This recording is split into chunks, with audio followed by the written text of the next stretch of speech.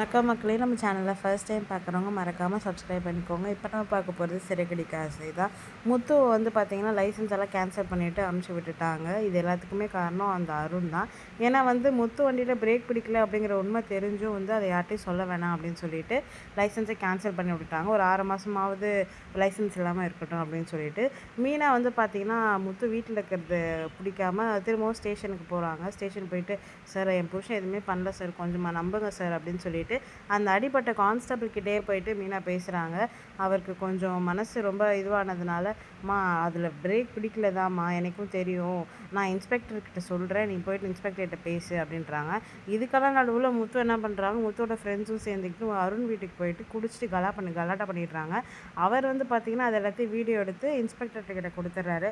இதெல்லாம் அட்டம்ப்ட் மர்டருமா, உன் புருஷன் பாவம்னு நினச்சி நான் லைசன்ஸை கொடுக்கலான்னு நினச்சேன், பார்த்தா அவன் இந்த மாதிரிலாம் பண்ணிகிட்டு இருக்கான், அந்த ஆளுக்கு ஏதாவது ஆயிருந்தா என்ன பண்ணுறது, அதனால் 2 மாதமாவது ஜெயிலில் இருக்கட்டும் உன் புருஷன், அப்போ தான் தெரியும் அப்படின்னு சொல்லிட்டு ரொம்ப பெரிய இஷ்யூ ஆக்கிடுறாங்க இந்த அருண் வந்து.